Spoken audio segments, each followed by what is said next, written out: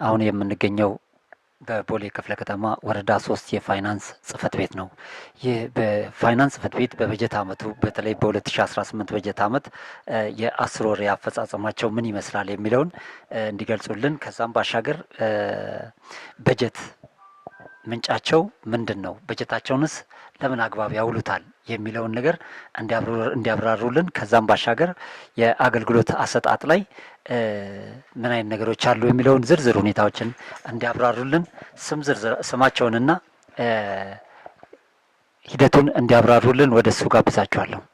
አመሰግናለሁ። እዚህ ድረስ ስለመጣችሁ ከልብ እናመሰግናለን። ስሜ ሸጋሰው ጌቴ ይባላለሁ። የቦሌ ክፍለ ከተማ ወረዳ 3 ፋይናንስ ጽህፈት ቤት ኃላፊ ነኝ። አጠቃላይ ከተነሱ ጉዳዮች ጋር ተያይዞ እንግዲህ የመጀመሪያው በጀት ነው። በጀት አጠቃቀማችን እንግዲህ እስከ 10ኛው ወር ድረስ ኦልሞስት ወደ 93% ገደማ ነው ያለው። መጀመሪያ ላይ በጀት ለታለመለት ዓላማ እንዲውል አድርገን ነው የምንሰራው ማለት ነው። ከዛም ባለፈ ያው የእያንዳንዱ ሴክተር ምን ደረጃ ላይ እንዳሉ በየሩብ ዓመቱ ግብረ መልስ ይሰጣቸዋል። የተያዘላቸውን በጀት ምን ደረጃ ላይ ያለው የሚለውን ፊድባክም ጭምር ተሰጥቷቸው በዚያ መሰረት እያስኬድ ነው የምንገኘው። ከበጀት ኦቨርላፕ ጋር ተያይዞ በጀት ያው መጀመሪያ ላይ ስንይዘው ልንጠቀም የምንችልበት በአግባቡ ነው የምንይዘው።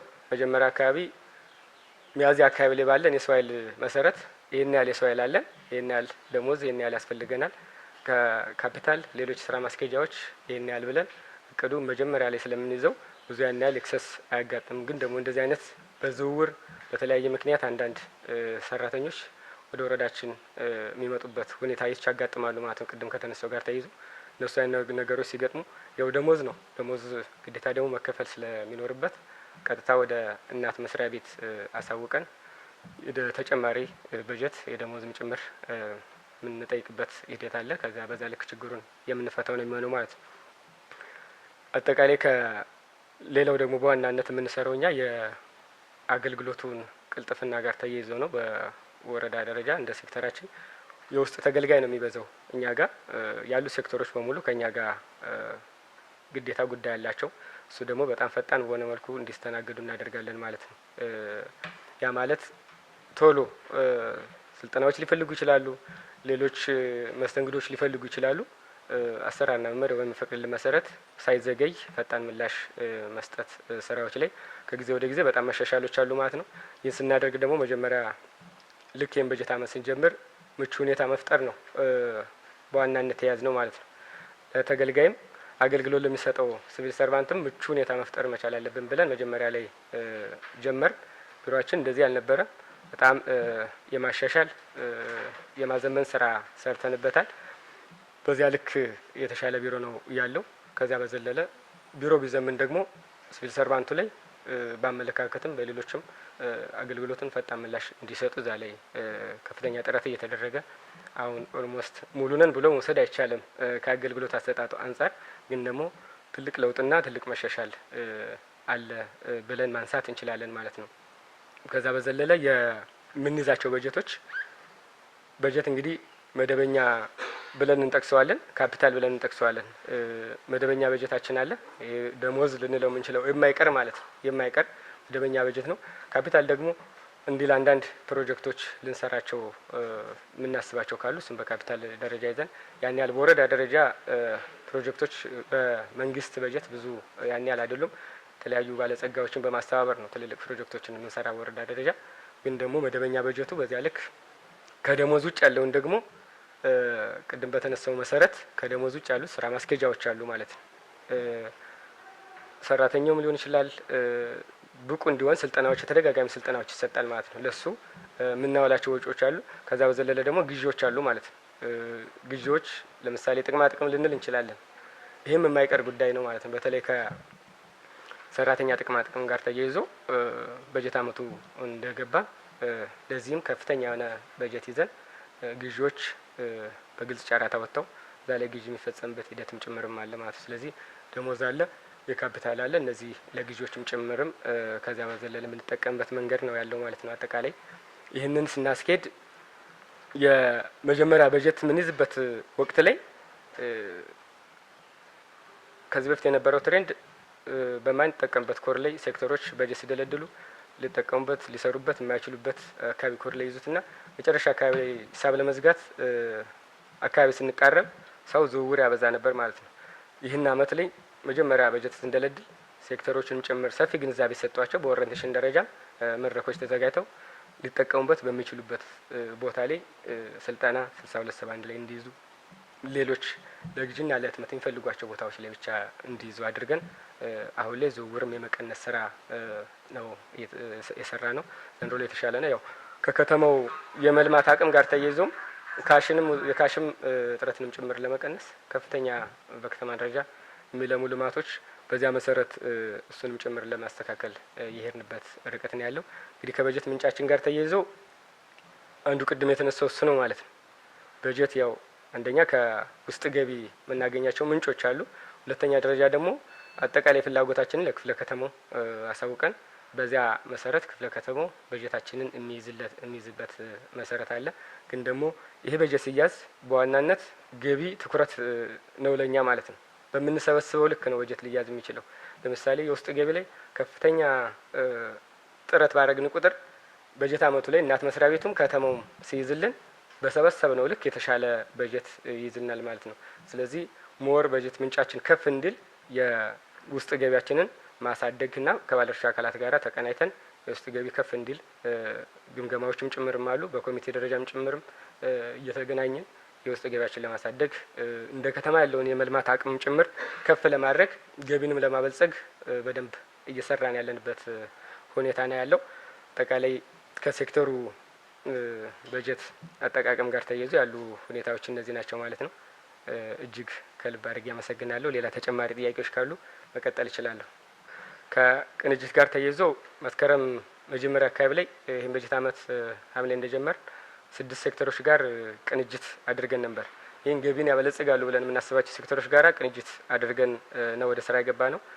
ኦልሞስት እነዚህ ሴክተሮች ከተማው ባጠናው ጥናት መሰረት ወደ ክፍለ ከተማ መርጅ የተደረጉ ሴክተሮች አሉ። እንደ ባህልና ቱሪዝም እንደዚህ ግንባታ ከፍቃድ የምናገኛቸው ገቢ ነበሩ። እነሱም ጭምር 3-4 ሴክተሮች ወደ ክፍለ ከተማ መርጅ ሲደረጉ ኦልሞስት አሁን ያለን በዋናነት ገቢ የሚሰበስበው ደንብ ማስከበርና የተወሰነ ከንግድ የተወሰኑ የሚሰበሰቡ ገቢዎች ነው ያሉት። በዋናነት ግን ሰፊውን የምንሰበስበው ቅንጅቱን ማጠናክረን ያለ ነው ከደንብ ማስከበር ጋር ነው። ያው መቅጣት ግብ አይደለም፣ እንደ መንግስትም እንደ ደንብ ማስከበር ተቋም ግብ አይደለም መቅጣት ማለት ነው፣ ማስተማር ነው ዋና ግቡ።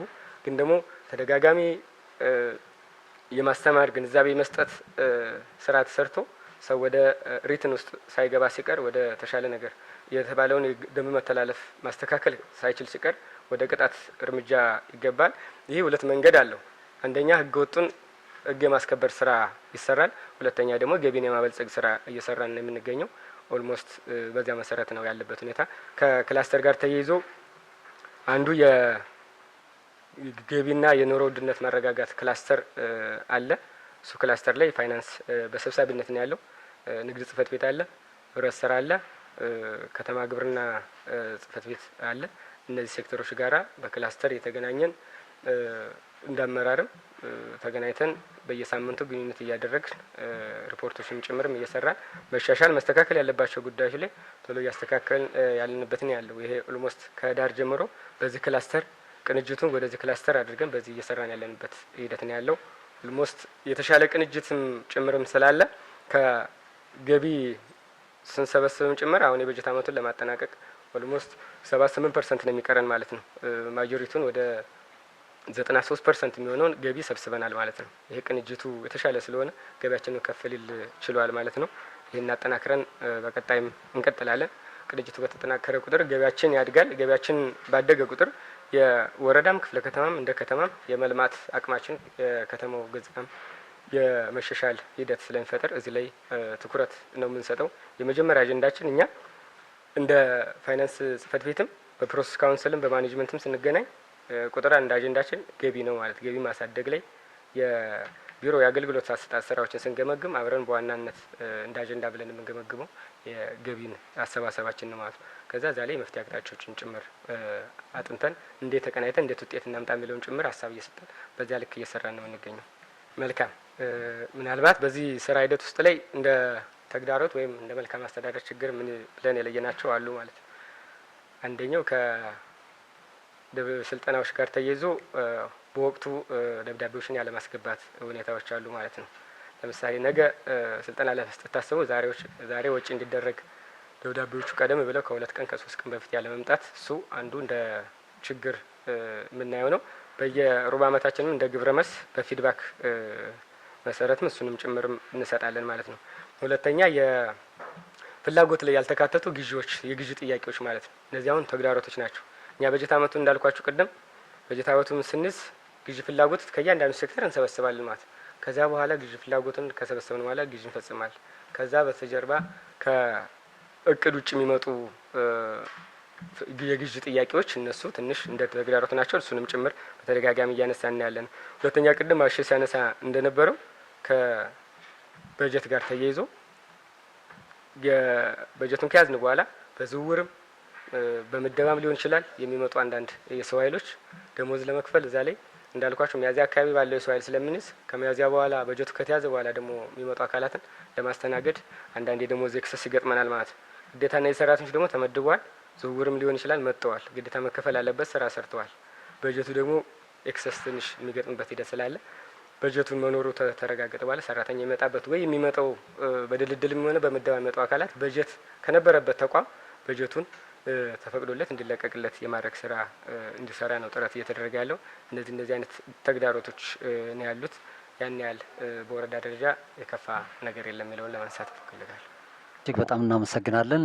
የፋይናንስ ጽህፈት ቤት አቶ ሸጋሰው ጌጡ የ10 ወር በጀት አፈጻጸማቸውን፣ የበጀት ምንጫቸውን፣ ቅንጅታዊ አሰራራቸውን፣ የአገልግሎት አሰጣጥ፣ ያጋጠሙ ችግሮች እንዲሁም ከነ መፍትሄዎቻቸው የሰሩትን ስራ በዚህ በጀት ዓመት የተሻለ ስራ እየሰሩ እንደሆነ ሁሉንም ነገር በደንብ በሰፊው አብራርተው ገልጸውልናል።